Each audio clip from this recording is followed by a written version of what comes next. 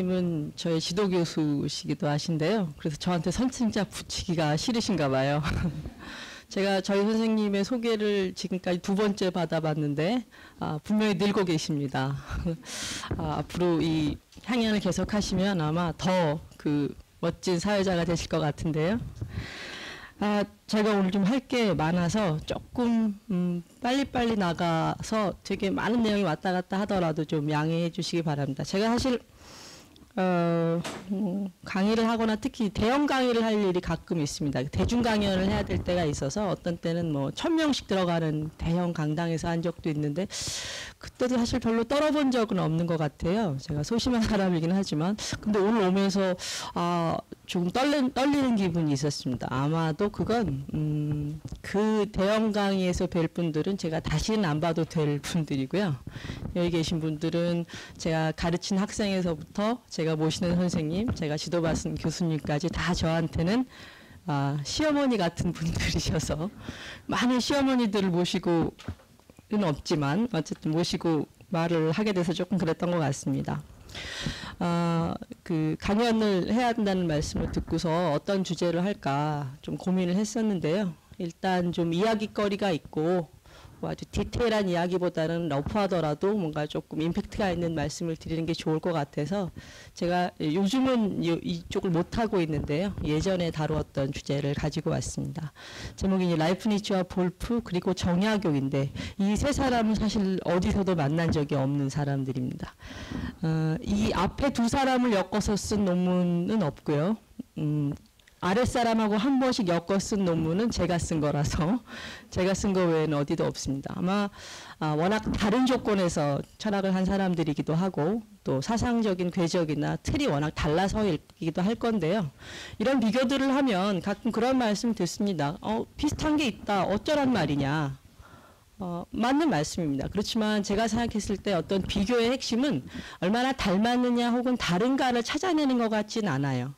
사이가 가진 어떤 힘과 논리의 전개 방식에서 어떤 모종의 공통성을 찾아낼 수 있고요. 더 나아가서는 이 사람들이 만난 문제가 무엇인지 그리고 그 문제를 돌파하기 위해서 어떤 방법을 썼는지를 따져볼 때 보통 우리는 자기가 갖고 있는 자기 틀 내에서 내가 갖고 있는 툴만 가지고 문제를 풀었을 거라고 생각하는데 제가 생각하기에 철학사의 이름을 남긴 사람들은 다시 말하면 전때에 받은 사상적 유산을 어떤 방식으로든 돌파한 사람은 자기가 부여받은 유산만 가지고 그걸 한 사람은 없는 것 같아요.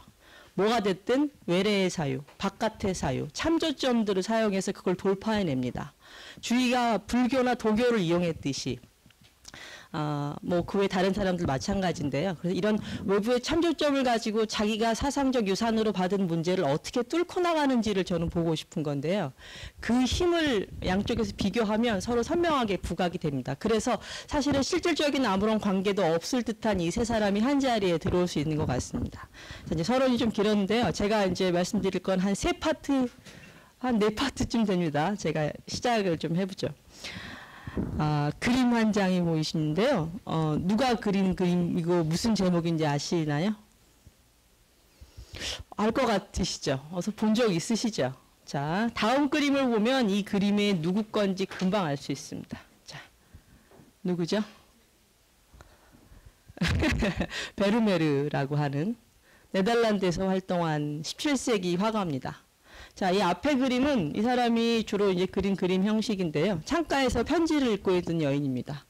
창가에 창문에 비친 여인의 표정까지 보이면서 굉장히 섬세한 심리 묘사가 되어 있는데 아래는 일종의 정물 형태로 뭐 그릇과 과일 이런 게 보이죠. 주문받고 그린 그림이고요. 진주귀걸이를 한 소녀는 영화도 있잖아요. 자, 제가 이 그림을 보여드린 이유는 사실 이 그림 때문은 아니고요. 두 가지 때문입니다. 하나는 이곳과 그 다음에 두 번째 이 세미라 때문입니다. 자, 여기 어디 혹시 아시나요?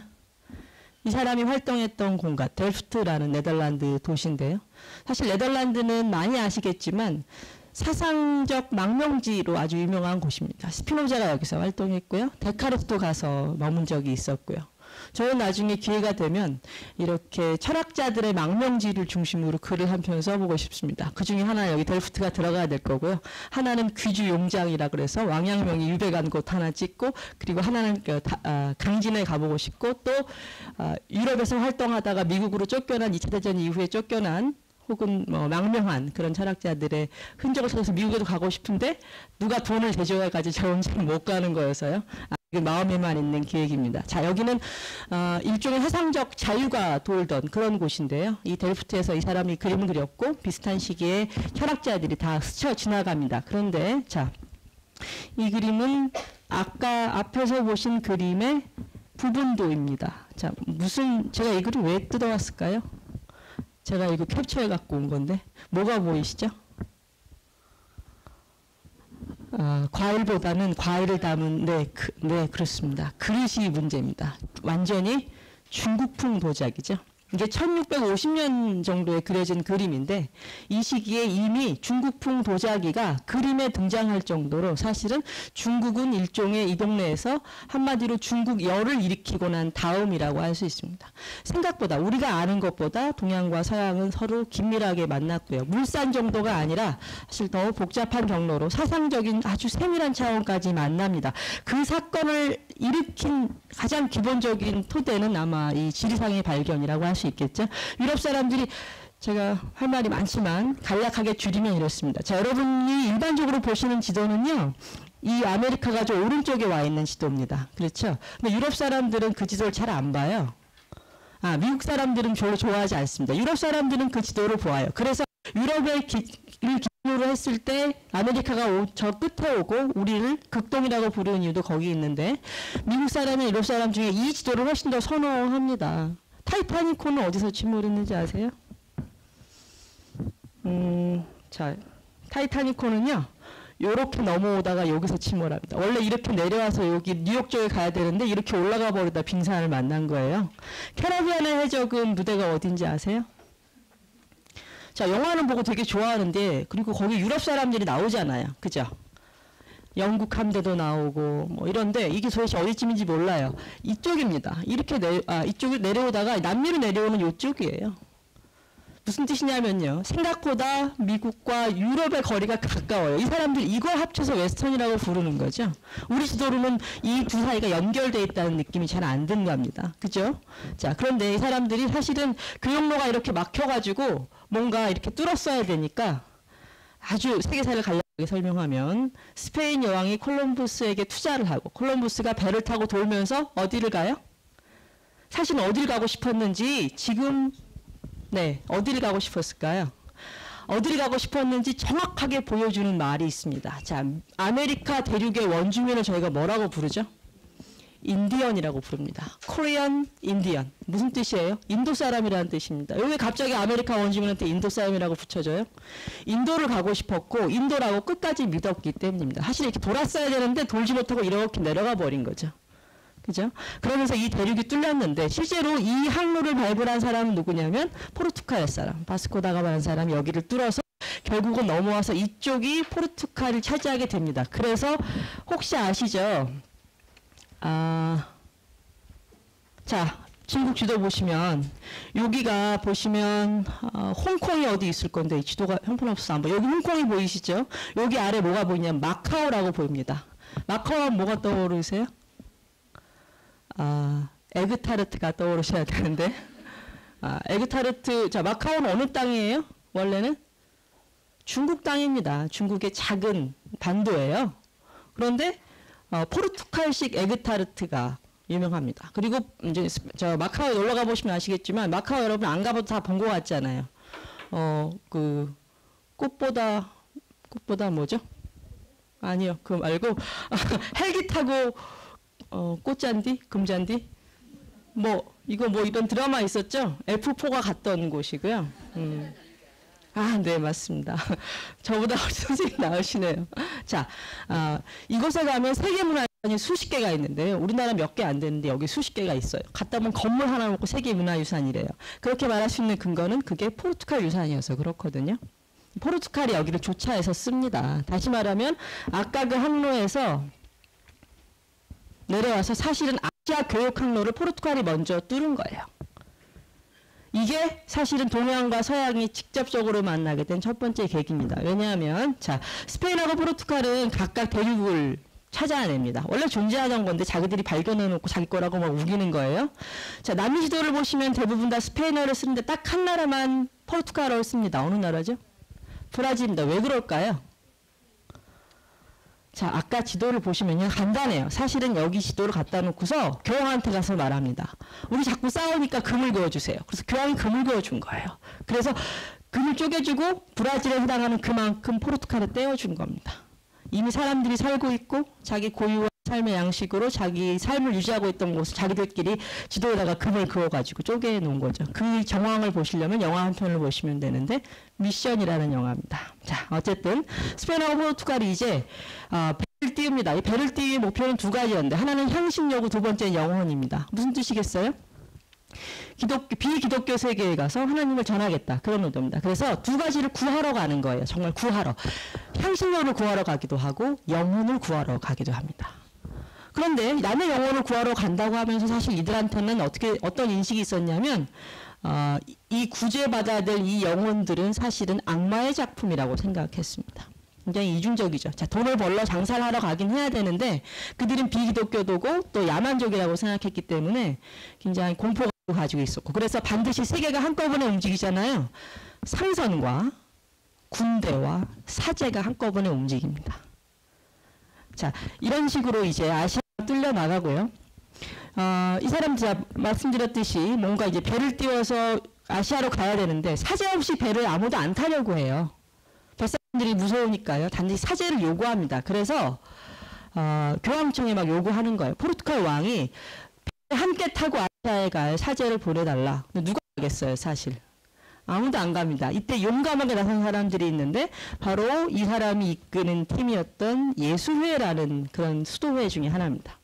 재미난 사람인데요. 스페인 출신의 군인이었어요. 다치고 나서 예루살렘에 성지순례 가겠다고 막 나섰다가 이리저리 막히고 하니까 화나서 어디 가느냐. 파리에 공부하러 갑니다. 만학도로 20대 후반에 공부하러 가서는 파리 신학대학 가서 공부를 막 해요. 거기서 자기 방에 있던 젊은 친구들, 그러니까 한 30대 초반쯤 된 아저씨가 20대 초반 총각들을 막 꼬셔가지고 결사를 한 것이 바로 이 예수회라는 곳입니다.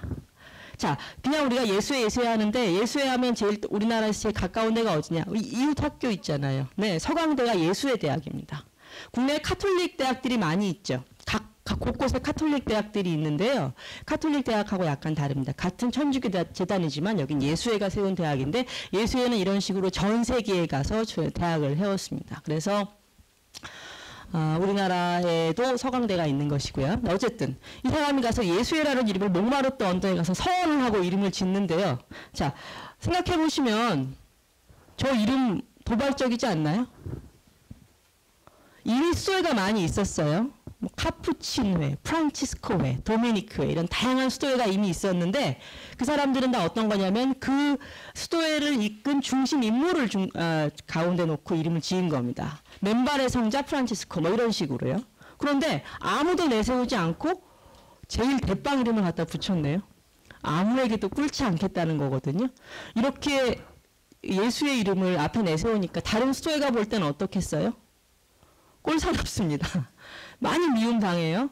아주 많이 미움을 받습니다. 어쨌든 이 사람이 만든 이 모임이 실제로 노원결의를 통해서 결성이 되는데 예수회로 명명하고요. 근데 오랫동안 공식 인가를 받으려고 요청을 했는데 안 해줍니다.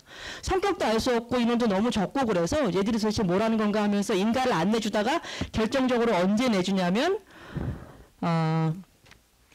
포르투갈 요한 3세가 배에 타고 갈 사제를 보내달라. 그러니까 서둘러 인가를 해줍니다. 사실 인가해주기 전에 먼저 파견시키고 나중에 인가해줍니다. 속이 뻔히 보이죠. 이 사람들이 그래서 처음으로 이 자비에르 혹은 하비에르라고 불리우는 사람이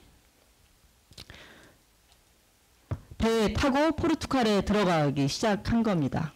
이 사람의 이름은 옆에 서강대에 남아 있습니다. 서강대에 가면 그 인문대 건물 혹시 이름 뭔지 아세요? 서강대 하면 친구가 없구나. 하비에르관이라고 있는데요. 그게 저 자비에라는 이름을 딴 겁니다. 그 다음에 여러분 영화 속의 주인공도 저 이름 갖고 있어요. 엑스맨인가? 거기 악당 이름이 뭐예요? 자비에르 박사라고 하면 안 나와요? 이 이름에서 나온 겁니다. 그 성이에요.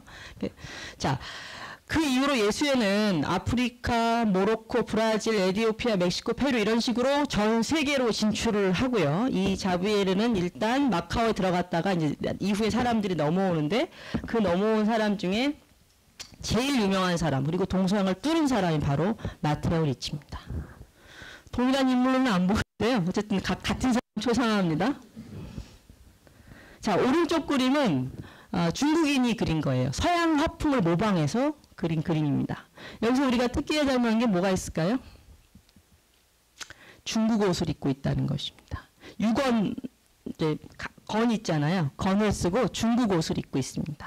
그러니까 가서 이 사람이 어떤 태도로 전교를 했을지 저 복장 하나가 모든 걸 보여줍니다. 마테오 리치는 자, 이 왼쪽에 있는 건 그림은 뭐냐면요. 이 사람이 약국집 아들이었거든요. 근데 이탈리아 약국이 이렇게 생겼었대요. 약국집 아들이었는데 예수의 학교에 들어가서 배운 다음에 특히 뭘 잘했다고 하냐면 수학을 잘했다고 합니다. 그래서 지금 우리가 쓰고 있는 이 달력 체계를 만들어낸 사람인데 그 사람은 이제 클라비우스라고 하는 사람입니다. 그레고리력을 만든 사람인데 이 스승한테 가서 수학을 배워가지고 중국에 넘어와서 그래서 쓴 책이 뭐냐면 기하원본이라는 책이고요. 지금 우리가 지오메트리를 뭐라고 불러요? 기하학이라고 부르죠. 여기서 나온 번역어입니다. 자, 그래서 이제 마카오를 중심으로 이 사람들은 어디에 가야 되냐면 마카오에서 이제 뭐 거기를 완전히 뚫어서 인도랑 마카오 쪽에서 이제 전체 그 아시아 지도를 짜고 있었는데 어느 날 일본 사람이 일로 표류했다가 왔어요. 그래서 일본에도 가봐야 되겠다. 그래서 저 자변 일본도 갑니다. 근데 일본에 가보니까 일본 사람들이 콧방귀를 뀌고 있는 거예요. 중국도 안 믿는 거 우리가 왜 믿어야 되냐. 그래서 전교 전략을 바꿉니다. 중국에 가야 되겠다. 일본은 소용이 없구나. 중국을 목표로 삼고 그래서 마테오 리치가 중국에 들어가게 되는 거죠. 예수회는 이 마카오에다가 전초기지를 만들어 놓고 이 중국을 진출합니다. 사실 마테오 리치가 북경까지 진출하는데 꽤 오래 걸렸지만 어쨌든 진출을 하긴 합니다. 살해 위협도 당하고 다양한 위협을 겪으면서 결국 중국에 진출하죠. 자, 마카오에 나와 있는 이 예수의 흔적은 바로 이건데요. 마카오에 가면 이거 관광지인데 성바오의 성당인데 불이 타서 뒤쪽은 없습니다. 이 파사드 하나만 남아 있습니다. 자, 이러면서 중국에 들어가고요. 중국에 들어간 다음에 이 사람들이 택한 방법은 뭐냐면, 자, 사실 이런 거예요. 앞에서 예수회가 다른 나라에 전교를 갔다는 얘기를 다 제가 드렸는데, 브라질에도 가고 아프리카에도 어디도 갔어요. 가서 뭘 했겠어요? 기독교 공동체를 만들어 놓고 그 사람들을 데려다 교육했습니다. 다른 걸 할 게 없어요. 그런데 중국에 갔더니 어때요? 사실은 서양 몇몇 사람이 와서 중국 그 굉장히 문화적 대국이기도 하고 강대국이기도 하고 영토도 넓고 이 사람들을 어떻게 하겠어요? 소수의 유럽인이. 그러니까 처음으로 이 사람들은 처음으로 가르쳐야 될 사람이 아니라 설득해야 할 사람들을 만납니다. 남미 원주민 같은 사람들을 설득하기는 어렵겠죠. 그죠? 그런데 이성으로 설득해야 할 그런 문명 국가를 처음으로 만나게 되는 겁니다. 그러니까 마테오 리치의 중국 진출은 사실은 제국주의 서양의 중국 침탈로 볼 수도 있지만 더 크게는 문명 대 문명의 만남이라고 얘기할 수 있습니다. 근데 그건 유럽으로서는 처음 있는 일이었던 거예요. 한 번도 이제까지 타자를 문명국으로 만나본 적이 없습니다. 그냥 바깥에서 소식만 들었죠. 마르코 폴로 이런 사람들 얘기를 들었을 때 뭐 황금이 어디 가면 시천에 깔려있다 이런 얘기만 들었지 실제로 이들이 어떤 제도를 가지고 어떤 문명을 이루고 사는지 알 수 없었거든요. 그래서 중국에 들어간 다음에 제일 먼저 한 게 뭐였냐면 중국어를 배우는 거였습니다. 처음에는 약간 실수를 한 게 뭐였냐면요. 중국에 갔더니 이 사람들이 뭔가 신의 뜻을 전하러 온 사람이니까 종교 카테고리로 분류가 되잖아요. 그래서 불교도인 것처럼 자기들을 이제 거기 범주화했습니다. 그래서 자기들을 승려라고 표현하기도 하고 불교 옷을 입었어요. 그런데 욕만 막 먹는 거예요. 아무도 안 들어주고 불교는 안 뚫리는구나. 그래서 뭘로 바꿔 입냐면 아까 마테오 리치 옷 보신 것처럼 유자의 옷을 갈아입고 우리는 서양에서 온 선비입니다. 그렇게 자기를 호명하기 시작합니다. 그래서 중국어를 배우고 지식인들을 만나기 시작하죠. 그러면서 이 사람들이 먼저 기독교는 사실 핵심은 이게 계시 종교잖아요. 신을 그냥 믿어야 돼요. 그렇죠? 신이 존재하고 아들을 내려보냈고 이런 것들을 뭔가 다른 체계로 증명할 수 없고 완전히 그냥 하나의 신의 뜻으로서 믿어야 되거든요. 근데 그런 계시를 바로 받아들이게 할 수가 없으니까 어떤 방법을 취하냐면 이성적인 선교 전략을 취합니다. 다시 말하면 언어적으로 논리적으로 설득하는 거예요.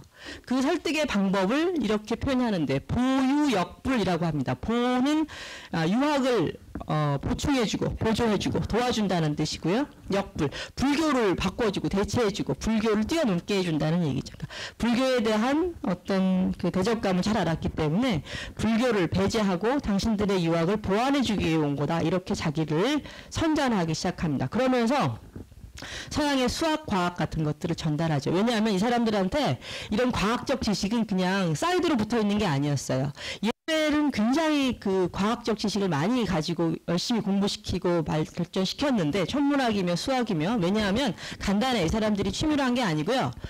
신이 만든 세계잖아요. 그러니까 신이 만든 세계를 정확하게 아는 것이 이 사람들의 목표인 거예요. 그러니까 신의 섭리와 신의 질서를 이 세계 속에서 파악해야 되니까 그만큼 과학에 대한 연구를 많이 했던 거죠. 수학도 그렇고. 자, 그걸 가지고 와서 전달합니다. 이유는 뭐냐면 우리가 이 정도로 뛰어난 사람들입니다. 당신들이 우리를 믿고 따라와도 좋습니다. 그런 사인으로서 서양의 수학과 과학, 천문학, 지리학 이런 것들을 전달을 하고요. 지도 역시 그때 만들어집니다.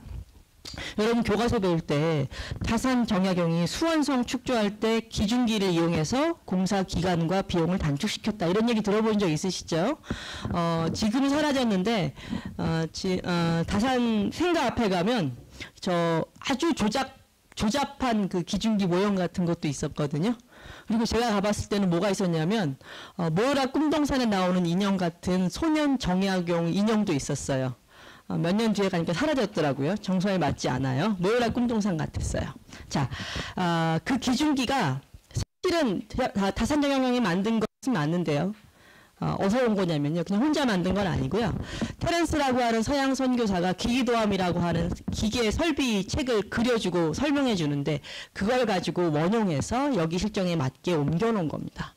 근데 우리는 한 번도 그런 걸 배운 적이 없잖아요. 그냥 이 사람이 똑똑해서 이런 걸 한 것처럼. 동서양은 이미 아주 복잡하게 소통하고 있었는데 우리가 그 고리들을 다 지웠는지도 몰라요. 자, 근데 어쨌든 이 사람의 그 전교 전략의 핵심은 서양 수학이나 화학을 전달하는 것이고 한쪽은 중국을 배웠잖아요. 중국 선비들을 설득하고 그 사람들하고 소통하려면 중국 경전을 알아야 됩니다. 그래서 중국 경전을 읽어보니까 아주 재미난 사실들이 나와요. 뭐냐면 중국 고대 경전들에 신을 섬긴 흔적 같은 게 나오는 거예요. 상제라고 불리우는 그런 인격신을 섬긴 듯한 흔적들이 나와요. 실제로 이제 시경이나 서경에는 상제를 호명하는 그런 글들이 많이 있습니다. 그래서 그걸 보고 깨닫습니다. 이거 먹히겠다. 그래서 전략적으로 어떤 걸 택하냐면요. 고대 시경, 서경 등 고대 경전에 있던 이 상제가 사실은 기독교 신이라고 이야기를 하기 시작했고요. 근데 왜 더 이상은 믿지 않느냐 이것을 설명해야 되겠죠. 더 이상 믿지 않게 된 이유는 신유학 때문이다. 그러면서 신유학을 이제 배제하기 시작해. 왜냐? 신유학이라는 이 철학 체계는 세계의 어떤 인격적 개입이나 인위적인 그런 힘이 개입해서 이 세계가 나온 게 아니라 궁극적으로는 원리로 세계가 이루어진다고 그렇게 얘기했기 때문이에요. 그 두 가지 원리가 뭐냐면 리와 기잖아요. 태극이 만물의 중심으로서 만물이 그 태극으로부터 산출된다고 설명합니다.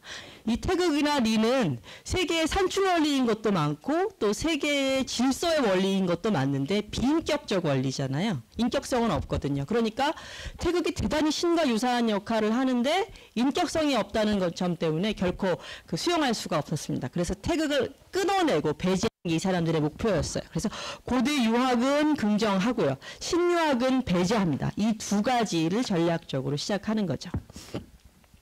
자, 그래서 만든 것도 고려 만국 전도라고 하는 지도예요.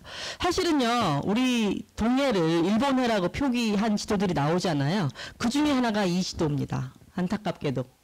이 지도에도 일본해라고 표현되어 있는데 사실 그게 별게 아니에요. 왜냐하면 이 사람들이 이미 세계에 대한 지리적인 정보를 알고 있었지만 작은 바다 이름 하나 몰랐거든요. 그래서 원칙을 정한 게 뭐냐면 큰 바다 이름은 이미 정해져 있으니까 다 규정을 했고 작은 바다, 모르는 바다 이름은 오른쪽에 있는 나라 이름을 붙인 것 뿐이에요. 그냥 공통의 규칙으로. 그러니까 일본이 오른쪽에 있었기 때문에 우리보다 그래서 일본해란 이름이 붙은 것이지 일본이 그 바다의 주인이어서 일본해란 말이 붙은 건 아닙니다. 어쨌든 이 지도에는 일본해라고 나옵니다. 자, 이렇게 지도를 만들면서 아시아의 그 서양의 흔적들을 가지고 오는데 사실 이 지도는 다양한 방식으로 그 중국과 조선 사람들에게 충격을 줍니다. 왜냐하면요, 중국이 세계의 중심이잖아요. 중국 사람도 조선 사람도 다양한 세계의 지리적 정보를 다 알고 있었어요. 명대의 정화라는 사람은 이미 아프리카를 다 갔다 온 흔적들이 있습니다. 그리고 중국 사람들은 다 모든 자기네가 1등이라고 하는 거 아시죠? 그 인류의 시조도 중국에 있고 다 있다고 얘기하는데요. 사실은 아메리카 대륙 역시 중국이 먼저 발견했다고 주장합니다. 어느 정도 타당하다고 인정이 돼요. 기록이 나오거든요. 그러니까 이 콜럼부스가 발견하기 전에 훨씬 더 전에 이 아메리카 대륙을 먼저 발견했다고 우기는 팀은 두 팀이 있는데 한쪽은 힘이 없어서 별로 안 먹히고요. 중국은 이 먹힐 판이에요. 한쪽은 누구냐면 바이킹입니다. 아까 지도 보신 것처럼 북유럽이 뚫려 있잖아요. 그러니까 아메리카 대륙까지 배 타고 얼마든 넘어갔다 왔다 갔다 해요. 그러니까 그 사람들이 아메리카 대륙을 먼저 발견했을 건 거의 정사실인데 실제로 어떤 국가의 이름으로 어떤 대륙을 발견한 것은 중국이 먼저일 겁니다. 그리고 거기에 관한 책도 있고요. 이 지도는 중국이 세계의 중심이 아니라는 것을 동양인들에게 각인시킨 그런 일대 사건이었습니다. 그러니까 한마디로 심상지리를 바꾼 거예요. 마음속에 세계의 중심인데 보니까 다른 나라 이름은 다 알고 있었는데 이렇게 큰 줄은 몰랐던 거죠.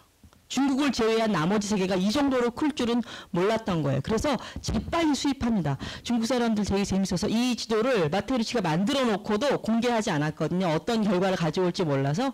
근데 인쇄공들이 빼돌려 가지고요. 복제품이 이미 시장을 확 돕니다. 그래서 서둘러 나중에 다시 찍어내는데요. 자, 이런 식으로 동서양을 만나고, 자, 이 자명종 같은 것도 이때 중국에 들어옵니다.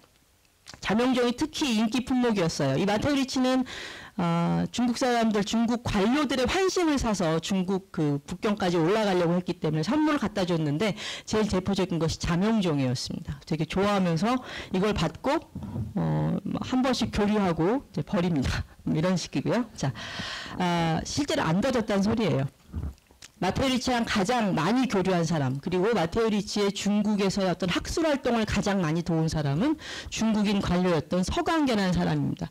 이게 중국 그 천주당 앞에 있는 상이래요. 제가 이게 전공인데도 못 가봤거든요. 한번 가보고 싶은데 두 사람이 너무 발랄하게 대화를 하고 있죠. 뭔가 역동적이면서도 발랄한 느낌이 듭니다. 막 지적 토론을 하면서 네가 맞네 내가 맞네 하는 것 같은 표정인데 이 두 사람은 다 유럽에 전달된 그림에도 이렇게 나타납니다. 이게 키러라는 예수의 선교사가 전한 그림에도 이 두 사람의 모습이 나타납니다. 개종자이면서 동시에 어떤 사상적 파트너였던 거죠. 기하원 원본 같은 책도 두 사람이 같이 썼고요. 보유역불이라는 말을 만들어낸 것도 서광계입니다.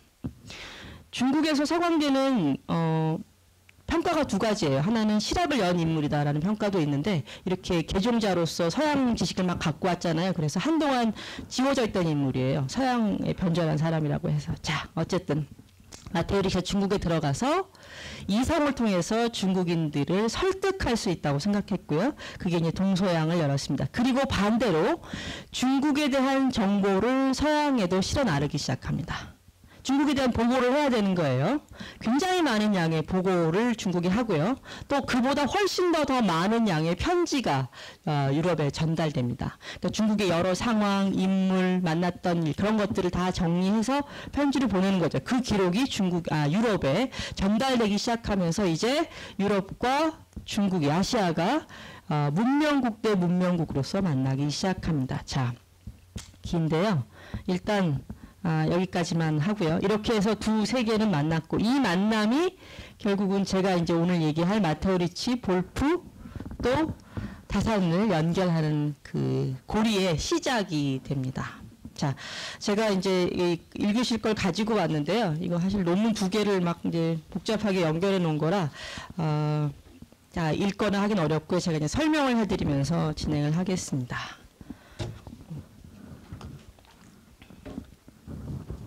앞부분 같이 보시면요. 예수의 중국 활동에 따른 보고가 유럽에 전달됐겠죠. 근데 유럽 사람들이 굉장히 흥미로워했습니다. 굉장히 흥미로워했고요. 이 사람들이 흥미로워했던 가장 큰 이유는 아주 간단해요.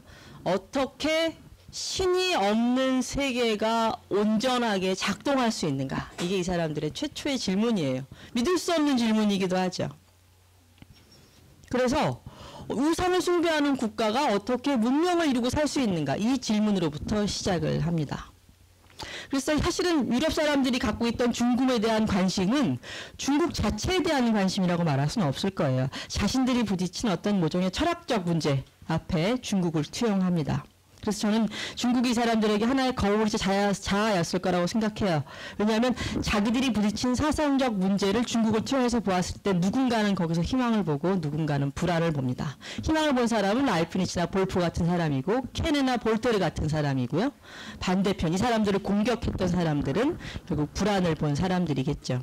근데 사실 이들 가운데 다시 말하면 예수회를 통해 유럽에 전달된 중국 정보를 본 사람 가운데 라이프니츠만큼 균형 잡힌 시선으로 두 세계를 연결한 사상가는 사실 없습니다. 아주 재미있고 흥미로운 기록인데요. 여기서 두 가지를 확인할 수 있어요. 하나는 생각보다 유럽에서 많은 사람들이 중국에 관한 정보를 봤다는 거예요. 우리는 유럽 사람들이 중국에 관한 정보를 봤다는 사실을 거의 모르거든요. 근데 예를 들면 대표적으로 이후에 쿠플레라고 하는 이제 한 3세대쯤 되는 예수의 선교사가 동료들과 함께 중국 문헌들을 라틴어로 번역해서 유럽에 출판을 합니다. 제목이 중국인 철학자 공자인데요. 이 책에는 맹자는 기니까 빠지고 맹자가 빠지고 노노 대학 중용의 번역이 들어있습니다. 그 밖에 다른 기록들인데 이 책은 굉장히 빠른 속도로 유럽에 전파가 되고 라틴어로 쓰여진 책인데 금방 불어판, 영어판 이런 것들이 나옵니다. 그러니까 식자층치고 이 책을 안 본 사람이 없는 거예요. 그런데 보고서는 이제 뜨아한 거예요. 이걸 어떻게 반응해야 되나.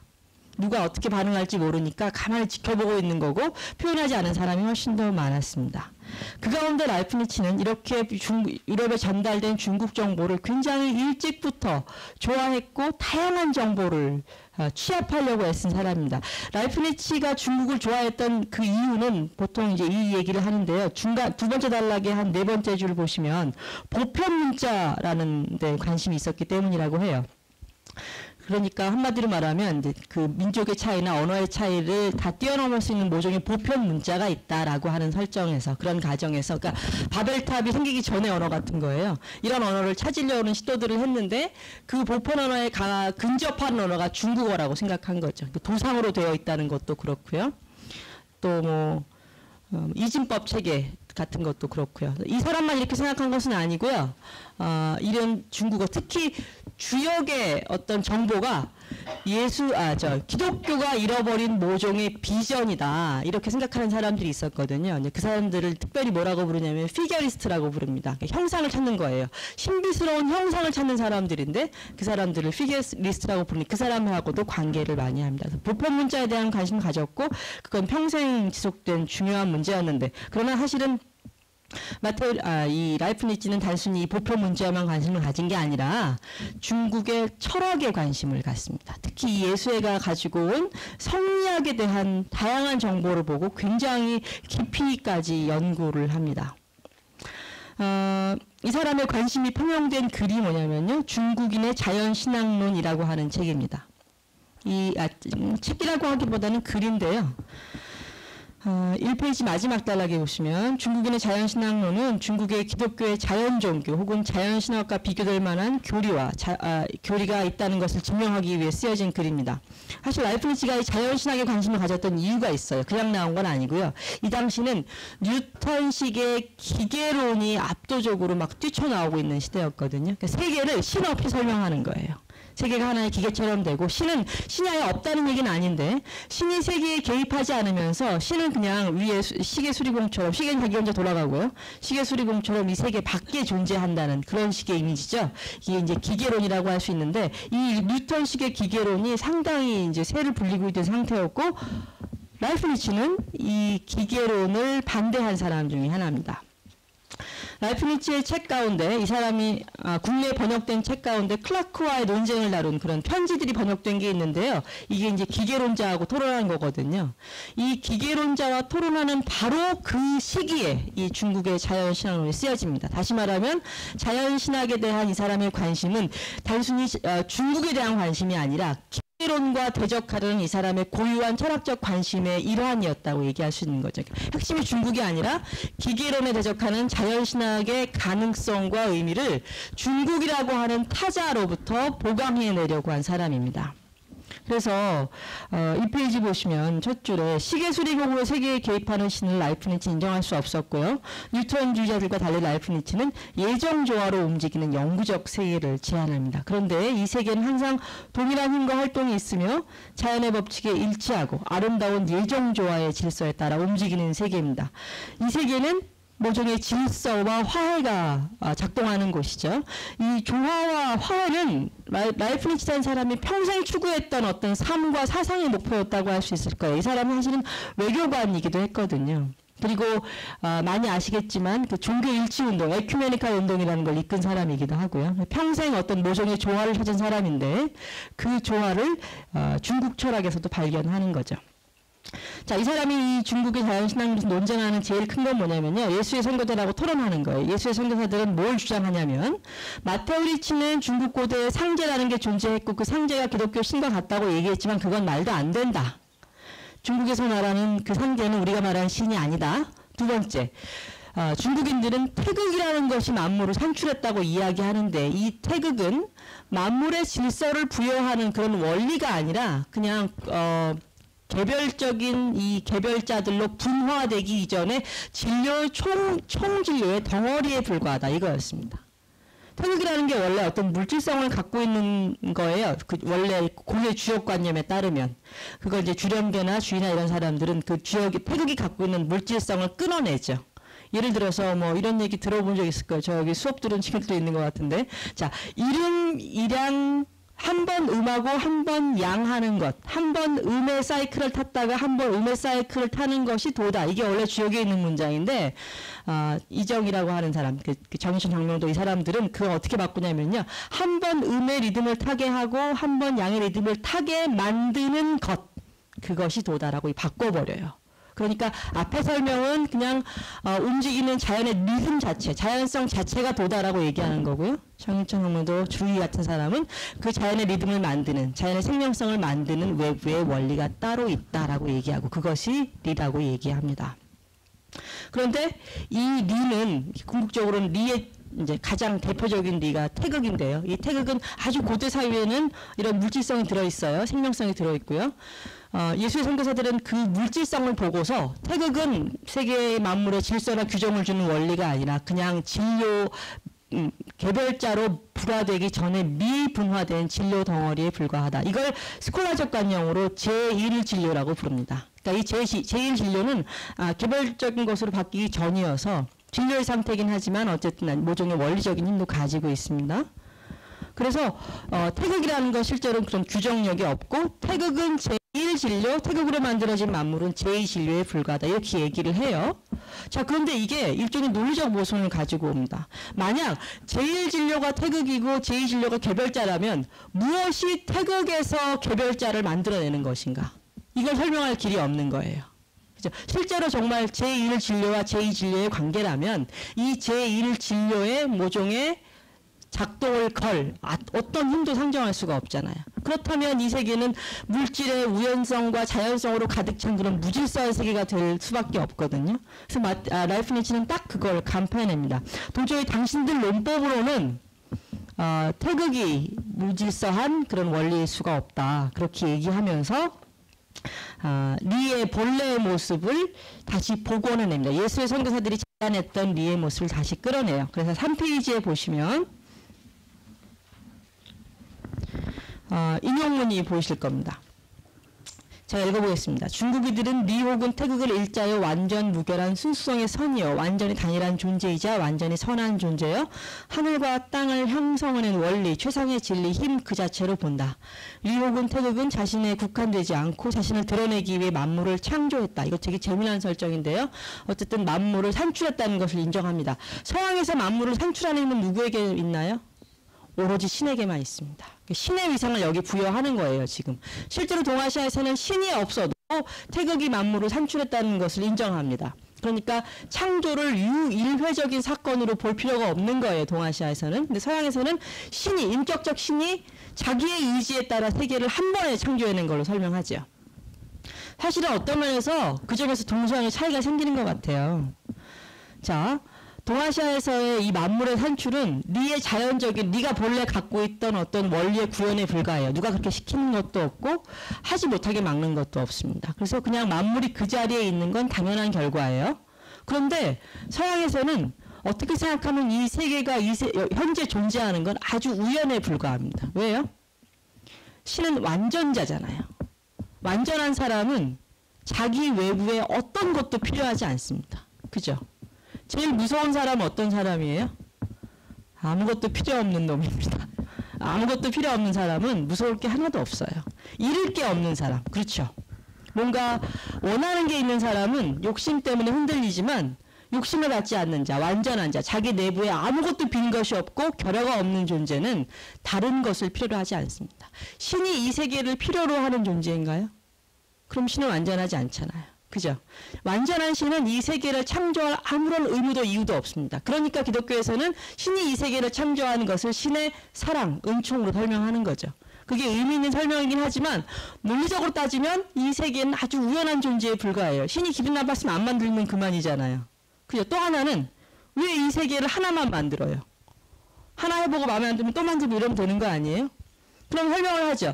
두 개, 세 개 만들 필요가 없다. 이 세계가 하나로 완전하기 때문에 신이 예를 들어서 그냥 손재주가 나쁜 그런 제작자라면 한 번 만들었는데 형편없는 게 나올 수도 있잖아요. 그럼 또 새 거 만들 수 있죠. 그런데 신은 완전한 사람이니까 사람이 아니죠. 죄송해요. 신께 죄송합니다. 자, 완전한 존재는 이 세계를 허투루 만들 이유가 없는 거예요. 그러니까 완전한 세계를 만들었다는 가정이 성립합니다. 그럼 또 문제가 있어요. 이 완전한 세계에 우리는 왜 이렇게 괴롭죠? 왜 이 세계는 악으로 가득 차고 고통으로 가득 차죠? 완전한 신이 만든 그 완전한 모사보는 왜 이렇게 불완전합니까? 이게 기독교인들이 오랫동안 논쟁하는 문제입니다. 이걸 뭐 특별히 신정론이라고 부르면서 악의 문제를 설명하는 이론 체계 중에 하나인데요. 그러니까 서양인들은 궁극적으로 무를 되게 싫어해요. 뭔가 없다는 거, 특히 우연하다는 거, 이 말을 되게 싫어합니다. 그래서 서양 철학 여러분 배운 적이 있을 텐데 서양 철학이 전제로 하는 것은 완전히 존재함만을 가지고 그 존재함을 추상화시키는 거예요. 자, 아킬레스의 거북과 거북이 이런 얘기 들어본 적 있죠? 또 화살 쏘면 뭐 도착하네 안 하네 이런 얘기 하잖아요. 어떤 사건의 우연성, 변화 이런 것들이 들어오면 그 사유가 기본적으로 명제로 성립하지 않고 학문도 될 수 없다고 생각해요. 경험 세계에서 화살은 반드시 어딘가 떨어집니다. 그러나 사유 세계에서는 영원히 반을 지나기 때문에 도달할 수 없잖아요. 이 사람들이 견딜 수 없는 건 운동한다는 것, 변화한다는 것 이런 것들이에요. 이 변화나 운동을 싫어하는 이유는 그것들이 우연에 따른 결과고요. 우연이 없이 완전한 세계를 추상적으로 구현해내는 게 서양 철학의 기본이거든요. 당연히 변화를 만드는 체계를 받아들이기가 어렵죠. 자, 어쨌든 그래서 동양은 그에 비하면 훨씬 낙관적이에요. 이 세계가 안 존재할 이유가 없어요. 그냥 내가 태어나기 이전에, 그 전에 이미 존재했거든요. 그래서 약간 세계에 대한 불안과 또 낙천적인 성격이 약간 두 세계가 대비되는 것 같습니다. 어쨌든 라이프니츠는 리를 모종의 신과 같은 역할을 하는 것으로 재구성을 해냅니다. 예술 선교사들이 다 말로 풀어낸 것들을 다시 말로 논파하면서 신유학의 본질에 가까운 것을 재구성을 해내는 거죠. 사실 이 뒤에 이제 복잡한 얘기가 나오긴 하는데요. 제가 뒤에 설명할 것이 많아서 자르러 가겠습니다. 어쨌든 핵심은 라이프니츠는 리라는 것을 끌어냈고 리에서 어떤 지상적인 본성을 봤다는 것이고요. 더 크게는 라이프니츠 같은 경우에는 이 리에서 이 사람의 아주 고유한 철학적 관념인 예정조화라는 것도 끌어냅니다. 그러니까 리는 아주 여러 면에서 신과 유사한 거죠. 이건 뭘 의미하냐면요. 라이프니츠가 자연신학을 얘기하면서 끌어내고자 했을 때 사실은 이 자연신학에서 인정하지 않는 것은 인격성이거든요. 그러니까 뭔가 신은 존재했는데 명확하게 인격적인 존재로 존재하지 않았다는 얘기예요. 자연신학을 인정했다는 것은 기계론과 대비해서 뭔가 신적인 세계를 설명하고 싶었지만 그 신적인 세계를 완전히 기독교적인 의미의 인격신을 통해서만 세계를 설명하지 않을 수 있다는 것을 중국을 통해서 이 사람은 설명해내는 것 같습니다. 기계론과는 반대에 있지만 그러나 완전한 인격성도 아닌 그 모종의 중간 형태. 그러니까 세계에 개입하는 어떤 인격적 힘은 있지만 그 인격이 진짜 그 인간의 형상을 하고 있는 그런 데 임하고 같은 그런 이미지는 아닌 그런 절충적인 형태인 것이죠. 그런 의미에서 라이프니츠에 있는 모나드는 일종의 철학적 신과 같은 역할을 하고 라이프니츠는 리에서 그런 모델을 보는 것 같습니다. 라이프니츠가 리를 좋아했고 끌어냈고 자기 철학의 개념으로 설명했던 이유는 중국이 갖고 있는 이런 자연신학적인 성격을 통해서 기계론과도 상대하고 또 정통적인 기독교하고도 상대하면서 철학의 어떤 고유한 길을 설명해내려고 했던 거죠.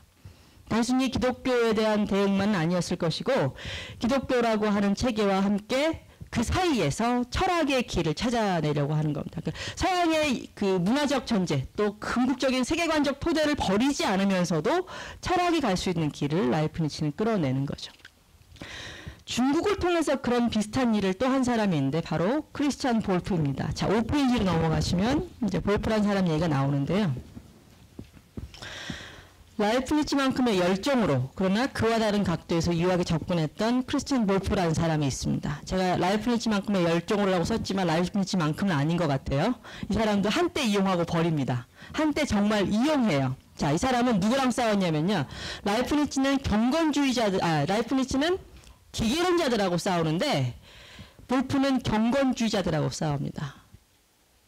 그 세계를 신의 의지의 산물로 보는 사람들이에요. 그 외에는 아무것도 설명하고 싶지 않고 이런 경건주의자들은 엄밀히 말하면 철학 자체를 인정하지 않습니다. 왜 동양에 대해서 동양 철학 이렇게 붙이지 않고 서양 옛날 글들을 보면요. 동양의 지혜 이런 표현을 붙이는 경우가 많아요. 공자, 맹자 이런 얘기할 때 필로소피라고 규정하지 않고 위스덤 이런 표현을 붙이는 글들이 많이 있습니다. 지금은 좀 나아졌어요. 지금은 동양에 철학이 있네 없네 그런 정도를 얘기하는 전문가들은 없습니다. 일반인이 있을지라도. 근데 60년대 70년대까지만 해도 동양을 철학이라고 붙인 사람이 없어요. 60, 70년대에 나온 모든 동양 관련된 책들에는 필로소피라는 말이 붙어있지 않습니다. 그건 자기네들의 철학 체계하고 똑같이 맞는 체계가 없다는 얘기이기도 합니다. 뭔가 사상이 있고 소스가 있고 또 지혜가 있지만 그걸 철학이라고 부를 수 없다. 이게 이제 유럽 사람들의 아주 강고한 자의식인데 아주 흥미롭게도 사실은 유럽 내에서 철학도 그런 위치였었다고 해요. 볼프가 활동했던 시기에 이 사람들이 하는 활동을 그냥 인류의 지혜 이렇게 표현한 경우들이 많았대요. 그러니까 철학이라는 것의 자리를 인정하고 싶지 않았던 거죠. 여전히 그 기독교 체계들이 많이 남아 있어서요. 볼프는 그런 한가운데서 철학을 한 사람입니다. 볼프는 라이프니츠를 후임으로 대학에 온 사람이어서 라이프니츠 체계를 이어받은 사람이기도 하고 또 잘 알려져 있지 않긴 하지만 칸트의 영향을 준 사람이기도 합니다. 칸트는 볼프로부터 많은 체계의 개념들을 이제 이식하는데 몇몇 가지 수용하지 않긴 하지만요. 그래서 볼프는 라이프니츠와 칸트 사이에 있는 인물입니다. 이 사람이 당시 예수의 선교사들이 중국에 관련해서 만들어낸 이 저작들을 보고 뭔가 글을 씁니다. 그 글이 뭐냐면 중국인의 실천 철학에 관하여 중국인의 실천 철학에 관한 연설이라고 하는 건데요. 5페이지 세 번째 단락 보시면요. 크리스찬 볼프는 할레드의 강단 앞에 수백 명의 동료와 학생들을 바라보고 서 있었습니다. 이 사람은 여기서 중국인의 실천 철학에 관한 연설이라는 제목으로 연설을 합니다. 이 연설은 이후에 그의 운명과 유럽 학계에서의 위상을 바꿀 결정적인 계기가 됩니다. 이 연설문 곳곳에서 그는 중국이 굉장히 훌륭한 나라고 일종의 지적 문화적 성취를 이룬 나라다.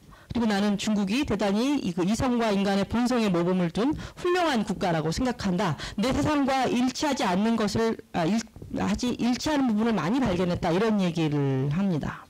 그래서 그 단락 마지막에 합리적인 공자의 체계가 일상생활에서 부딪히는 문제들에 대한 인간 이성의 효능에 관한 나의 이론을 실증적으로 증거할 수 있다 이렇게 간주합니다. 공자 체계를 통해서 이성적으로 철학적 문제를 풀 수 있다 이런 제안을 하는 거죠. 볼프가 이 연설에서 강조하려고 했던 것은 중국 사람들이 계시 때문에 움직이는 게 아니라 신의 명령으로 움직이는 게 아니라 뭔가 이성의 힘을 가지고 움직인다고 하는 사실입니다. 근데 이 말을 들으니까 그 할레 대학의 경건주의자들이 정말 바짝 열이 올랐겠죠. 그래서 볼프는 다음 단락 중간쯤에요. 볼프는 이 연설로 인해서 무신론자로 몰렸고요. 끝내 계시 종교에 반하는 강연을 했다는 죄목으로 48시간 퇴거 명령을 받습니다. 48시간 만에 나가라고요. 살던 데를 모든 그 삶의 터전이 다 있는 데를 48시간 만에 쫓겨나 정도였으니 얼마나 이게 좀 큰 사건이었겠어요. 굉장한 스캔들이었죠. 그에게 떠나도록 허용된 시간은 48시간이었고 이 48시간 후에 그를 지칭하는 역사적 이름은 유럽 계몽주의의 상징이 됩니다. 이 사건으로 이 연설 하나로 이 사람은 자기가 살던 터전에서 밀려났지만 그러나 철학사에 이름을 남겼습니다. 경건주의자들이 반대를 하면서 밀려났기 때문에 당연히 이 경건주의자들을 반대하는 유럽의 계몽 사상가들이 있었겠죠. 그 사람들이 벌떼처럼 들고 나면서 입 가진 사람 누구나 한마디씩 다 이 볼프에 대한 변론 혹은 반대의 글을 씁니다. 제가 이제 다 잘라냈지만 당시에 이 사람과 관련된 수십 편, 수백 편의 글이 나왔다고 해요. 그 정도로 이제 스캔들이 됐습니다. 그렇지만 사실 이 사람한테 이게 손해는 아니었는데 더 좋은 조건으로 다른 대학에 불러갑니다. 뒷페이지에 보시면요. 주 2에 있잖아요. 마르부르크 대학에 더 좋은 조건으로 초빙됐고요. 러시아의 피터 데제는 부총장 자리를 제안하기도 했답니다. 그러니까 유럽 내에 여러 사상 분파들 사이의 경쟁에 볼프가 자기 목소리를 중국을 끼고 내면서 하나의 각을 내세운 셈인 거죠. 사실 이제 중국이 이 사람 핵심은 아니었던 건데 결과적으로 이 사람은 이제 중국을 통해서 경건주의자들하고 대적하는 일종의 계몽 철학을 시작하는 겁니다. 그래서 이 사람은 라이프니츠하고는 달랐어요. 라이프니츠는 중국에 대해서 형이상학적인 관심을 통해서 리키 이런 문제를 토론했다면 볼프는 근데 조금도 관심이 없었습니다. 대신 뭐라고 설명하냐면요. 중국에 자 보시면 실천 철학이라고 하잖아요. 자, 실천 철학이라는 건 뭘 실천 철학이라고 하죠?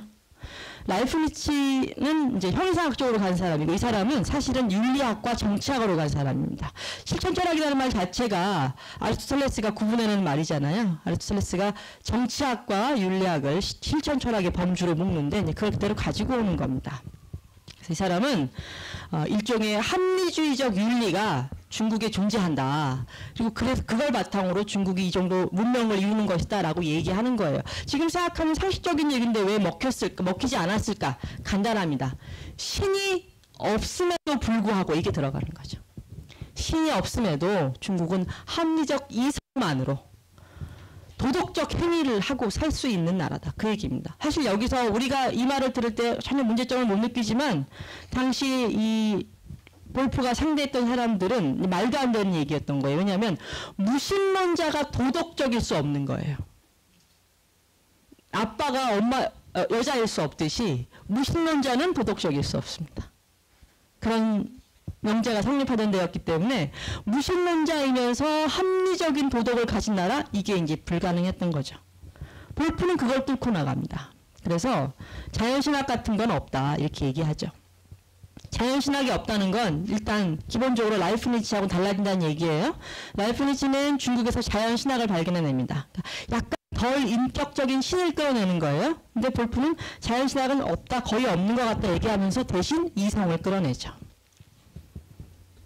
6페이지 끝에 보시면 볼프는 무신론자란 신을 모르는 자가 아니라 참된 신의 존재를 부정하는 자다. 그렇다면 신이 어떤 존재인지 명백하게 이해하지 못한다면 무신론자조차 될 수 없다. 이렇게 얘기하면서 고대 중국인들은 창조자가 있었다는 사실을 알지 못했다라고 얘기합니다. 그러니까 이 사람들은 엄밀히 말하면 무신론자도 아니다. 이건 이제 모호한 것일 뿐이고 실제로 이 사람들은 신과 관계없이 이성의 힘만 가지고서 사회를 도덕적인 사회로 만들어낼 수 있었다, 그 얘기입니다. 결국은 볼프는 무신론과 자연종교의 사이에다가 공자하고 유학을 배치하면서 거기서 그 자리를 사실 무엇으로 끌어내냐면 사실은 그 유럽 경건주의자들에 대해서 철학의 자리를 끌어내고자 합니다. 이성만으로 움직이는 책인 거예요. 신이 없어도 돼요. 신이 없어도 도덕 철학이 성립하고 신이 없어도 세계가 온전하다. 이것이 이제 계몽주의의 시작인 셈인 건데요. 결과적으로 이제 볼프는 신의 은총 없이 도덕적 실천이 가능하다는 것을 중국이라고 하는 모델을 통해서 설명해 내려고 했던 겁니다. 라이프니츠가 일종의 좀 덜 인격적인 신을 통해서 기기론에 대응하고자 했다면 볼프는 이성과 합리성만으로 도덕성이 가능하다는 것을 당시에 그 종교 지도자들하고 논쟁했다고 할 수 있는 거죠. 자, 이 두 사람 모두 다 중국을 끌어내므로써 자기가 부딪힌 철학적 문제를 해결하려고 해요. 중국은 이 사람들이 내세운 하나의 지적 보강제 혹은 이론적 자극제라고 할 수 있을 겁니다. 그러니까 사실 이 사람들이 중국 철학의 영향을 받았냐 안 받았냐 이건 중요한 문제가 아닌 거예요. 중국이 이 사람들에게는 자신들의 사상적 문제, 철학적인 난제를 뚫고 갈 하나의 지적 자원이었던 거죠. 자, 이와 똑같은 것을 조선의 다산 정약용에게도 대입할 수 있습니다. 자, 다산 정약용은 굉장히 많이 알려진 사람이잖아요. 그죠? 조선의 철학자 하면 이 사람밖에 없는 것처럼 요즘은 이제 퇴계도 안 팔리고 다산만 팔려요. 2012년에 유네스코에서 올해의 인물, 역사 인물을 뽑습니다. 매 해마다 뽑는데요. 그때 루소와 함께 다산이 올라갔습니다. 그래서 이제 다른 나라에서 다산이라는 사람의 이름을 이제 들어보게 되는 겁니다. 우리나라에도 많이 알려진 초등학생들이 맨날 네이버에다가 쳐요. 다산 정약용 선생의 인생에 대해서 빨리 압축해 주세요. 이런 것들 많이 하거든요. 그러면 막 줄줄 어디서 이거 알았을까 싶을 정도로 되게 많이 갖다 붙여야 이 정도로 대중화됐구나 그런 생각이 듭니다. 자, 8페이지를 보시면요. 학문적 관심의 범위와 지필한 원고의 양만으로 본다면 보편학자, 이게 라이프니츠의 별명입니다. 이 사람은 자, 라이프니츠 전집이 있는데요. 지금 전집은 진짜 전집이 아니래요. 라이프니츠 아카이브에 가면 그 출판되지 않은 원고가 엄청나게 있고요. 편지도 한 수천 통 남아 있대요. 이게 이 라이프니츠 전집이 다 나오기까지는 한참 걸릴 건데 그나마 나와 있는 전집의 아주 일부도 국내는 번역되어 있지 않습니다. 일본 사람들이 재미있는 건 라이프니츠 전집이 다 거기 들어있어요. 일본 사람 다 번역해냈습니다. 라이프니츠는 특히 이렇게 써놓고 옆에다가 막 써놓고 더럽게 메모하고 이렇게 해가지고 아마 찾아내고 그걸 어떤 순서로 글을 배열해야 할지 정리하기도 힘들 거예요. 그래서 이 사람에게는 보편학자라는, 그러니까 너무나 많은 범위에 학술을 했기 때문에 보편학자라는 별칭이 붙었는데 사실 이 별칭은 라이프니츠에게뿐만 아니라 다산 정약용에게도 어울릴 겁니다. 이 사람도 역시 정치, 종교, 법률, 경제, 수학, 의학, 언어학, 지리학 등 라이프니츠가 다룬 그 범위들에 못지않게 다산도 수많은 범위에서 글을 남깁니다. 마가회통 같은 거는 이제 의학서에 가깝고요.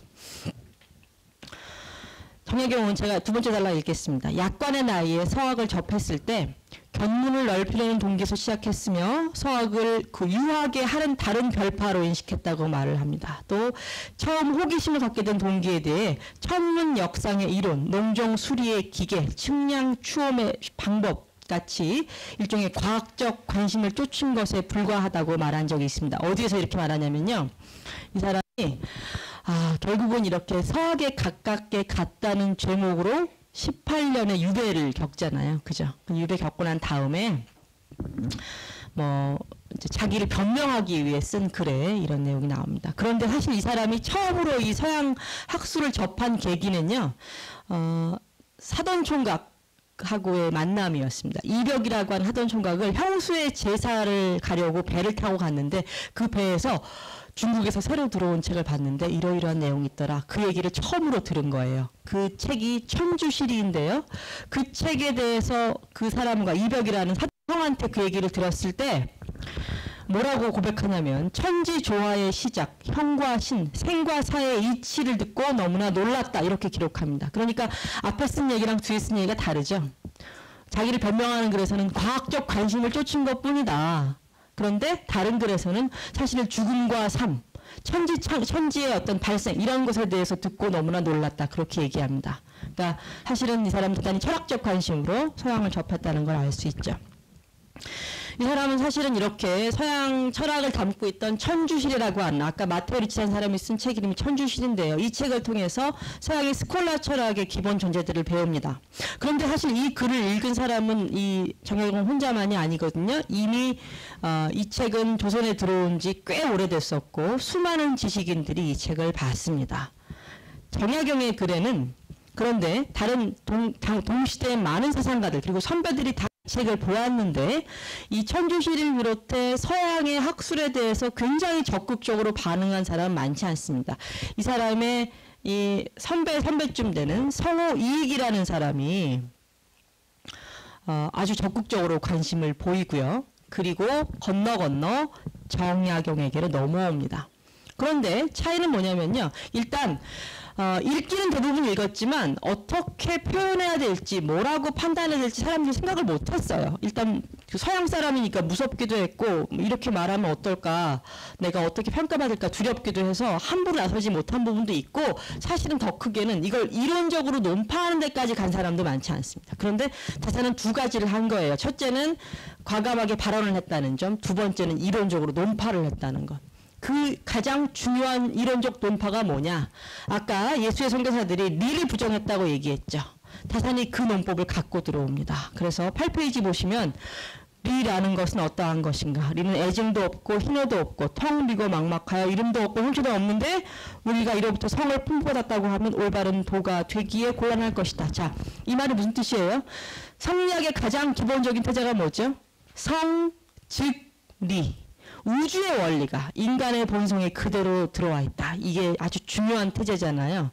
다사는 두 가지를 부정합니다. 첫째는 리라는 것이 작동해서 뭔가 세계의 주제력을 발휘한다는 것. 두 번째, 그 리가 내 안에 들어와 있다는 것. 이 두 가지를 다 거부합니다. 이유가 뭐냐면요. 애증도 없다, 희노도 없다. 이건 뭐죠?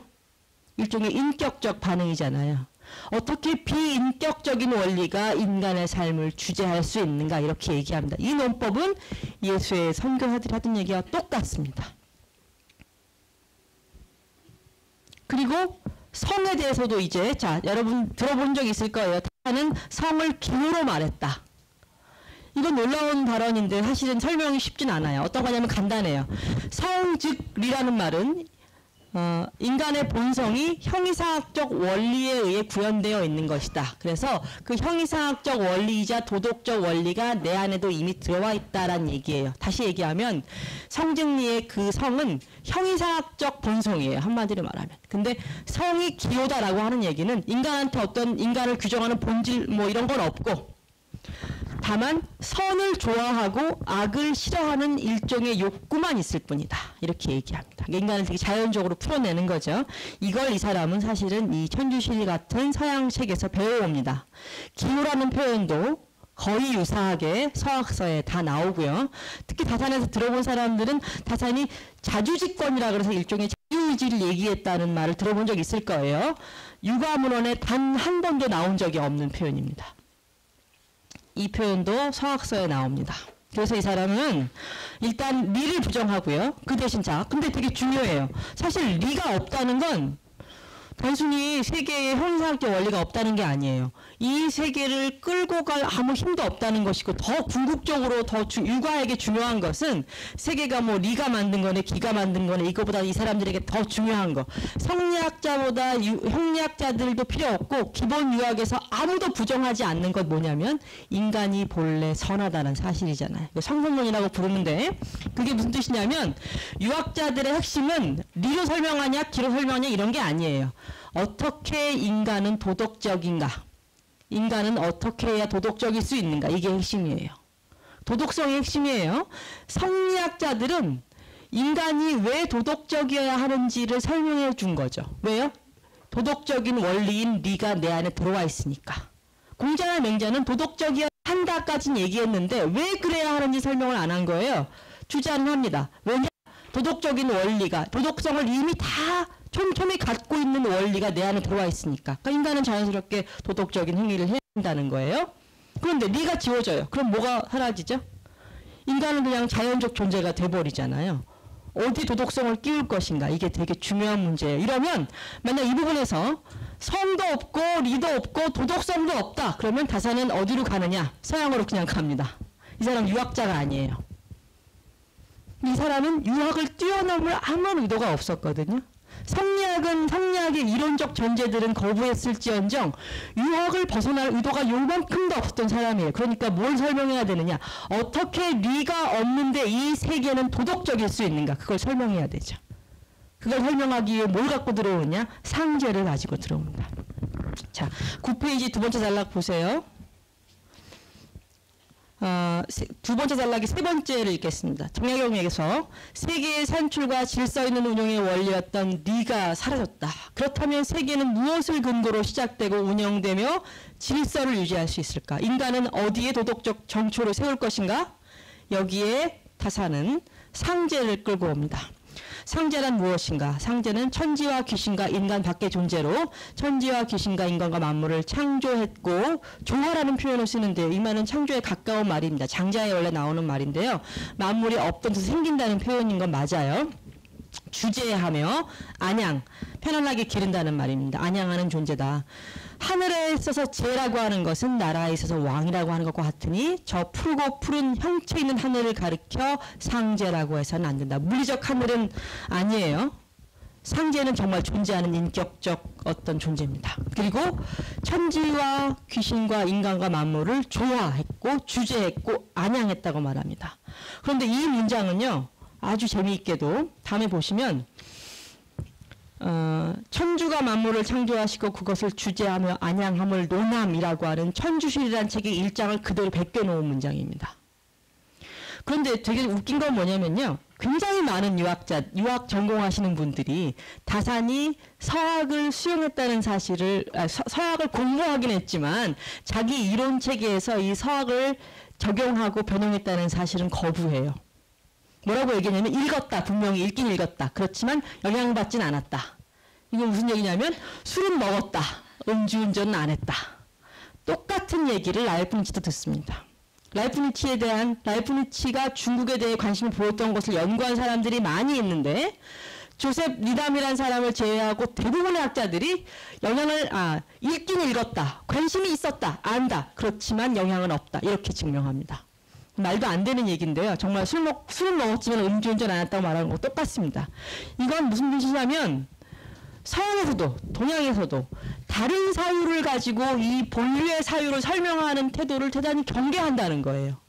왜 그걸 경계하는지 알 수 없지만 대단히 싫어합니다. 그건 아마 원래 우리 사유는 아무런 외부의 영향 없이 독자적으로 우리 힘만으로 만든 거다, 그만큼 순수한 것이어야 한다, 그런 강박이 있기 때문 아닐까 생각이 듭니다. 어쨌든 자산에 대해서 이 사람이 서학을 공부하긴 했지만 이 사람이 한 말은 유학에 원래 다 있는 말이다, 이렇게 설명하는 사람들이 많아요. 그래서 제가 이 얘기를 해도 뭐 이 정도 얘기는 쓸 수 있는 거 아니냐, 이렇게 얘기합니다. 그리고 어떤 경우에는 뭐라고 설명하는 분도 있냐면요, 분명히 봤다, 그런데 젊어서 본 건데 너무 기억력이 좋아가지고 늙어서 기억하는 거다, 자기도 모르는 게 그냥 옛날에 배웠던 걸 그냥 쓴 거다. 제가 그분하고 직접 대화한 건 아니고요, 그분이 쓰신 문장을 그대로 옮겨놓고 각 주에 길게 논박을 했습니다. 머리가 좋았기 때문에 남아있다는 거예요, 그분 얘기는. 그런데 저는 그렇게 생각하지 않습니다. 머리가 좋기 때문에 일부러 쓴 거예요. 이 책은 이 사람 혼자 본 책이 아닙니다. 이미 당대의 베스트셀러였어요. 그러면 이 문장을 본 그 누구라도 이게 천주실이 문장인 줄을 알아야 돼요. 당연한 얘기죠. 그렇죠. 이 사람 혼자 본 게 아니에요. 많은 사람들이 읽었습니다. 다시 말하면 다산 혼자 본 비전이 아니에요. 당대에 많은 사람이 읽었던 책인데 그 책의 구절이 이 사람한테 나온단 말이에요. 그럼 누구라도 이 책이 천주실인 줄을 알아요.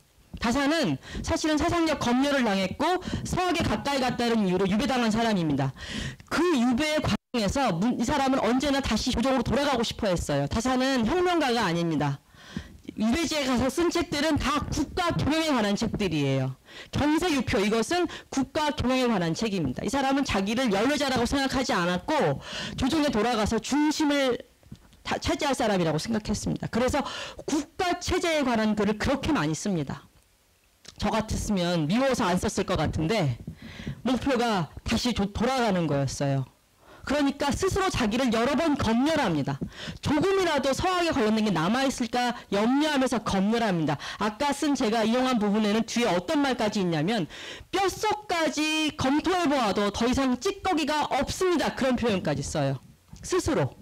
그런데도 이 문장을 남겨놓습니다. 그만큼 자신이 있었다는 소리예요. 자기 스스로 다 사상검열을 하고도 이 문장을 남겨놨다는 것.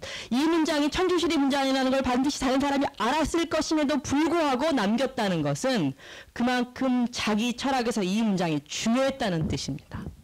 이것을 기독교를 수용했느냐 안 했느냐의 문제로 파악하는 것은 대단히 편협한 발상이에요. 그런데 아직도 그거 갖고 논쟁합니다. 천주교 수용 여부는 관계가 없어요. 이 사람은 이 서양 철학을 자기 철학의 보강제로 이용하는 것입니다. 라이프니츠가 볼프가 이용했듯이. 그래서 다사는 이렇게 생각합니다. 상제를 끌어드리고요. 인용문 다음 단락 읽겠습니다. 다산의 전략은 간단합니다. 세계의 형이상학적 도덕적 원리였던 리를 제거하고 상제라는 인격적 존재를 세워 리가 사라진 만큼의 간격을 메우는 겁니다. 왜 상제가 중요하냐면 상제는 항상 나에게 가까이 와서 내 행동을 감시한대요. 어두운 방에서도 상제가 보고 있대요. 그러니까 인간이 상제가 두려워서 차마 부정한 짓을 할 수가 없는 거죠. 다산은 두 가지로 설명해요. 하나는 우리에게는 본성적으로 선을 좋아하고 마치 사슴이 물을 좋아하듯이 선을 좋아하고 동물이 불이나 낭떠러지를 싫어하듯이 악을 싫어하는 자연의 경향이 있고 원래 그걸 가지고 있는데 실제로 그 경향을 따라갈 것인가 말 것인가는 무엇으로 결정하냐면 상제가 나를 감시하고 있다는 그런 자의식을 통해서 실천을 결정합니다. 그러니까 나에게 원래 갖추어진 자연적 본성에 실제 스위치를 누르는 건 상제인 거죠. 이 두 가지를 갖다 놓고 그 사이에 뭘 세우냐면 인간은 이 속에서 이성적으로 신을 이해하는 능력이 있고 이성적으로 판단해서 선을 의지하는 능력이 있다. 이렇게 설명합니다. 다산은 그러니까 어떻게 말하면 이제 제가 크게 도식적으로 설명하면 이런 거예요. 원래 유학에는 유신론이 없습니다. 전혀 없죠. 태극과 이기론 같은 것은 인격적인 요소를 다 배제하고 세계를 설명하는 거예요. 그렇지만 주의 같은 경우에도 완전히 인격성을 배제하면 고대에 남아있던 상제니 뭐니 이런 표현들을 다 버려야 하기 때문에 차마 그렇게는 못하고요. 세계에 마치 천지에 마음이 있는 것 같이 생각해야 한다는 얘기를 자주 합니다. 인격적인 존재는 없지만 인격성을 상정하긴 해야 한다는 얘기를 자꾸 하는데 그런 무신론적인 체계에서 살짝 끌고 내려와서 상제를 끌어내면서 유신론적인 성격을 살짝 가미합니다. 그리고 한쪽에서는 뭘 하냐면 이성을 강조해내죠. 그러니까 볼프의 전략과 라이프니츠의 전략이 다산에 다 들어오는 거예요. 신의 성격을 끌어내면서 어떤 도덕적인 자율성하고 동시에 도덕적인 책임, 의무를 상제로부터 받고요. 그런데 그걸 실제로 할지 말지 결정하는 것은 인간의 이성적 능력이 되는 거죠. 이러면서 다산은 독특한 인간을 만들어냅니다. 여기에 나오는 다산이 구상하는 인간은 무조건 내 마음에 내 본성에 새겨진 지도를 따라가는 인간도 아니지만 그렇다고 해서 자기 스스로 이 세계를 입법하는 그런 존재도 아닙니다. 그러니까 도덕적인 근원으로서의 상제도 인정하지만 그 상제를 이해하고 상제를 늘 생각하는 이성적 인격도 인정하는 거죠. 그런 의미에서 사실은 다산은 유학도 있고 이런 기독교 체계, 그다음에 스콜라 철학의 체계도 들어와 있습니다. 다만 이것을 우리가 어떤 관계로 볼지를 결정해야 되는 거죠. 10페이지에 가시면 제가 이제 마지막 말은 제 그 대부분의 논문에 나와 있는 일종의 웅변입니다. 라이프니츠와 볼프 다산은 다른 시대에 살았고 다른 학문적 배경에서 각자의 문제의식에 따라 나름의 주제를 연구했습니다. 그러니까 이 사람들을 한 곳에 놓고 보려는 것은 대단히 희미하거나 먼 궤적의 길이 될 가능성이 있지요. 그렇지만 저는 이 사람들이 자기 문제를 논파하기 위해서 모종의 창조적 변형을 시도했고 그때 외래의 철학적 자원을 대단히 적극적으로 활용했다는 점에서 공통점이 있다고 생각합니다. 그런데 라이프니츠랑 다산이랑 얘기했듯이 이 사람이 영향을 받지 않았다는 그런 연구들이 계속 나오는 거예요. 11페이지 넘어가시면 그런 내용인데 다산이나 라이프치나 모두 영향을 받지 않았다는 논거들이 계속 나옵니다. 제 중간 단락 보시겠습니다. 그렇지만 사상 안에서 영향이라는 것은 화학적 변형의 결과지 또 자기 사유를 투명한 조명의 결과지 외부의 사유가 나안 들어와서 뭔가 딱 찍어내는 건 아닌 거예요. 그런 의미에서 우리가 외의 사유 영향을 제한하고자 하는 식의 이런 관점은 영향을 복제나 이식 정도의 강한 개념으로 받아들일 때 성립하는 논지일지도 모릅니다. 이미 라이프니츠가 중국 철학에 대해서 관심을 가진 그 순간 영향이라는 말은 성립합니다. 당연하죠. 왜 자기 철학에 도움이 되지 않는 외의 사유를 공부하겠어요? 그렇잖아요. 내 철학에 도움이 안 되는데 왜 연구하겠습니까? 이미 이 사람들은 취미로 공부한 사람들이 아니거든요. 학문과 취미가 구분도 안 되고요. 이미 관심을 가진 그 순간 두 체계는 만난 것이나 다름없습니다. 그 만난 것의 성분을 막 조사해가지고 얼만큼 섞였냐 이런 걸 따지는 것은 물론 철학자들은 그 역할을 해야 되겠지만 굳이 성분표를 나눠가지고 영향이 미미했다, 별거 아니었다 이렇게 규정해내려고 하는 것은 마치 유럽은 유럽 나름의 독자적인 세계고 동아시아는 동아시아 나름의 독자적인 세계여서 외부에 아무런 영향 없이 그 자체로 독립적으로 성립하는 순수 무결한 세계다라고 하는 인식들이 학자들 머릿속에 있기 때문 아닌가 생각합니다. 어떤 면에서 그래서 저는 일종의 철학적 월경도 해야 되고 상상의 월경도 필요하다고 생각해요. 이 사람들의 글만 가지고 따져보면 나오지 않는 것들도 있거든요. 그 빈 부분은 이제 상상이 해결해야 되죠. 그러나 궁극적으로는 이 사람들이 대화하는 사람들이었고 외부의 자원들을 이용하되 자기의 중심을 잃지 않은 사람들이었다는 걸 우리가 생각할 필요가 있을 것 같습니다. 그래서 저는 앞으로 이 사람들을 읽어내는데 이렇게 외부의 사유를 통해서 읽어내는 방식이 유럽 철학도 그렇고 동아시아 유학도 그렇고 더 풍부하게 해석할 수 있는 그런 하나의 제한점이자 각도를 제공할 것이라고 생각하고요. 그런 작업들이 더 많이 이루어지기를 바라고 저도 그 중에 하나였으면 좋겠습니다. 긴 시간 감사합니다. 네.